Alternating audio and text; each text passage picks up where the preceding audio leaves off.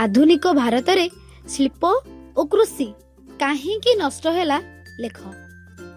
ଇଂରେଜ ମାନେ ଭାରତକୁ ଉପନିବେଶ କରି ଶାସନ କରିବା ସମୟଠାରୁ ଆଧୁନିକ ଭାରତର ଇତିହାସ ଆରମ୍ଭ ହେଲା। ଭାରତ ଏକ ଧନୀ ଦେଶ ଥିଲା। ୟୁରୋପରେ ଶିଳ୍ପ ବିପ୍ଳବ ଫଳରେ ବହୁ ପଦାର୍ଥ ତିଆରି ହେଲା ଓ କଞ୍ଚାମାଲର ଆବଶ୍ୟକ ପଡ଼ିଲା। ଏହି କଞ୍ଚାମାଲ ପାଇବାକୁ ଇଂରେଜ ମାନେ ଭାରତର ବିଭିନ୍ନ ସ୍ଥାନକୁ ଆସି ଶାସନ ହାତେଇ ନେଲେ ଏବଂ ସେମାନେ ଲାଭବାନ ହେଲେ। ଇଂରେଜ ମାନେ ଧୀରେ ଭାରତର ଲୁଗା ଶିଳ୍ପ, ସୁନାର ତାରକସି କାମ, ହାତୀଦନ୍ତରେ ଖନନ ଇତ୍ୟାଦି ଶିଳ୍ପର ଚାହିଦାକୁ ଲୁଟି ନେଲେ।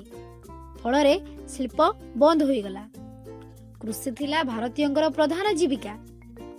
ଇଂରେଜ ମାନେ ଭାରତରେ ଶାସନ କରିବା ସମୟରେ ଜମିଦାର ପ୍ରଥା ଆରମ୍ଭ ହେଲା ଓ ନୀଳ ଓ କପା ଚାଷ କରିବାକୁ କୃଷକ ମାନଙ୍କୁ କୁହାଯାଉଥିଲା। ଫଳରେ ଖାଦ୍ୟ ଉତ୍ପାଦନ କମିଗଲା। ବେଳେ ବେଳେ ବର୍ଷା ଅଭାବରୁ ମରୁଡ଼ି ଓ ଦୁର୍ଭିକ୍ଷ ପଡ଼ିଲା, ଯେପରି ନଅଙ୍କ ଦୁର୍ଭିକ୍ଷ, ଯାହା ଫଳରେ ବହୁ ଲୋକ ମରିଗଲେ।